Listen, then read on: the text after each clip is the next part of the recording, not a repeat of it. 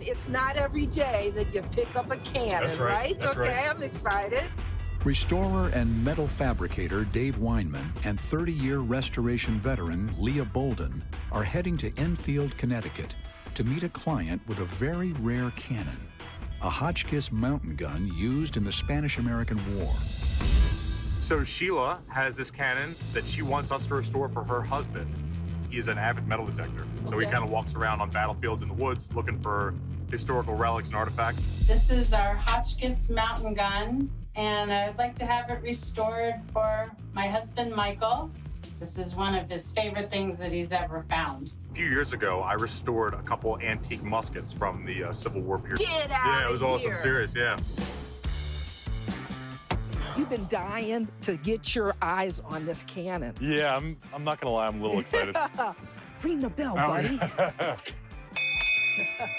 Hi, Sheila. Hi, guys. How you doing? Oh, my goodness, Guys, what do we got going here?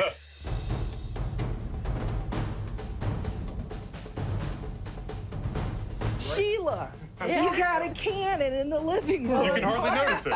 Of course. Doesn't everybody have a cannon in the living room? My husband, Michael, he's always worked hard to provide for his family. I tell him he's like our superhero, and he loves history, and to have it restored will be a really great surprise for him. We know this is 1875 Hotchkiss mountain gun. Yes. Shot a 1.65-inch projectile. Originally test-fired in 1876, this cannon was the first to breech load from the back, cutting loading time in half. This changed the game for long-range warfare and turned the tide in America's favor, helping win the Spanish-American War. I gotta ask you this, Sheila. How are you gonna explain his cannon missing? It has been in the basement. Okay.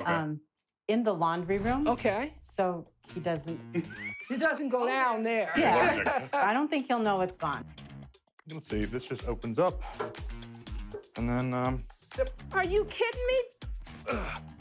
I guess I have the wheels. Wait up, Dave. Thank you so much for sharing this piece of history with us.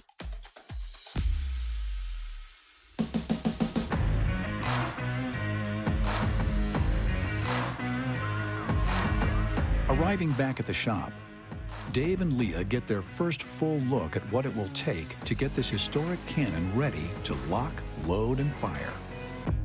so these wheels do not have too many rotations left in them. When we stop, let's stop Let's on stop. a good spoke. Yes, indeed. It's in bad shape. The metal is just flaking away. We got some things to work on. This is definitely going to occupy quite a bit of our time. But before they can take this cannon from the basement to the battlefield, it needs to go through restoration boot camp. It's kind of a rare opportunity to work on something this old and this historic. So this is one of the cooler things I've ever really worked on, honestly.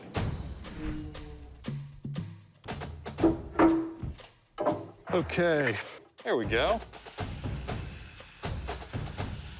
Once we get the sand in this a little bit, we're going to expose a new surface on here that'll look really nice. In the 1800s, cannons were made from cast steel. It was a new method at the time of turning iron into steel. By melting the metals, they had a higher purity and were much stronger.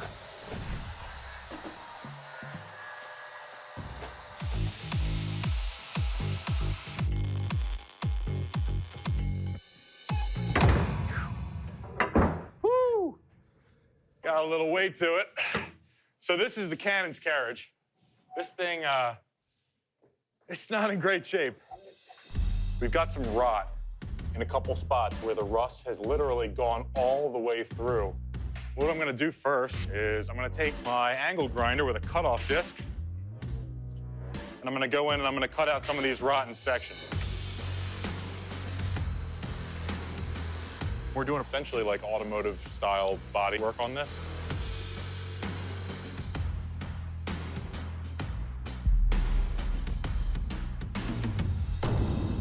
And then I'll be taking some of this new steel, 1/8 cold rolled steel. And I'm gonna be cutting a section off that I'll apply over the top of this. Push it in, put a bunch of tacks in, single bead of weld that basically acts as a little fastener. Weld up. Electric welding was not a thing when this cannon was put together, but we're gonna be bringing a little modern flair to this cannon. You can see where that weld bead was put in between the new metal and the old metal. So now I'm just going in and I'm grinding it flush. Sparks, grinding. I'm starting to run into some trouble with this elevation screw. This would be used to elevate the angle or lower the angle of the cannon. At one point, these cannons were made exclusively in France, and everything is a little bit tight. The two shapes of the screw threads don't quite match up the way they're supposed to because one's from France, one's from America. So when you get them matched up, they don't quite mesh the way they're supposed to.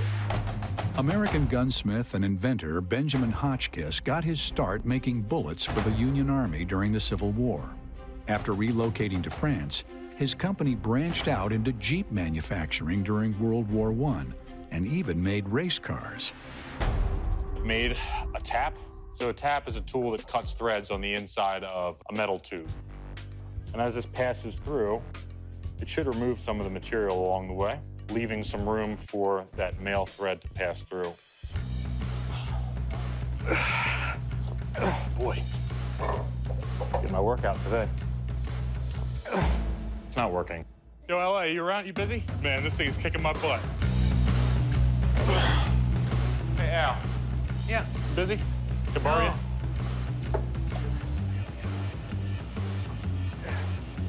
I say that this thing looks like it can kill an army. Yeah, indeed. You're doing it just like they would have back in the day. I mean, you're really restoring this thing to every turn. The cannon was nothing but the barrel, and the carriage with any kind of removable part was gone. And you can't just go to Walmart and buy a rear sight for a model of 1875 field cannon. The first cannon was used in 1346 during France's 100 Years' War against England. But those cannons lacked sights and were wildly inaccurate. It was almost 300 years before cannons had sights like the one Dave is creating.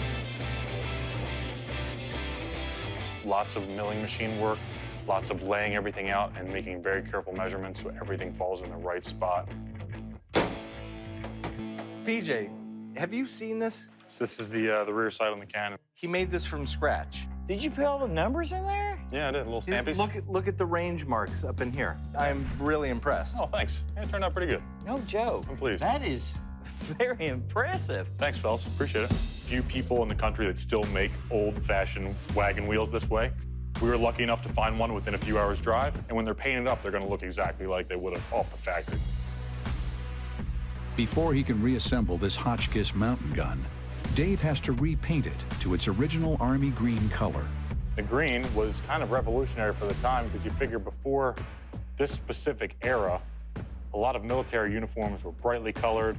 There was no attention paid to camouflage or trying to blend in with your surroundings. So the fact that they used a green like this was kind of a change in tactics in a lot of ways.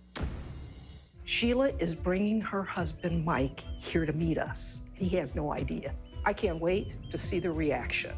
This is my husband, Michael. Mike, Hello, my name's hello. Leah. Hello, Leah. And my guess is you're probably saying, what the heck is going on here? You're going to be blown away. Are you ready? I'm ready. Dave! Yo! Bring it on out! Okay. Looks just like the one I have. That's yours. Holy cow. Did you like it? Yeah, it's nice. We fixed it. Isn't it cool? Yeah. Wow. I know, right? Dave's hard work also added real value. This rare mountain gun is now worth $46,000. A little different than when you remember, huh? It's incredible. Wow. You did this? Yeah. He did this. Holy cow. You did a hell of a job, that's for sure. I was totally surprised today that the cannon's restored in the condition it's in. This thing has gotten a complete cannon makeover, you know?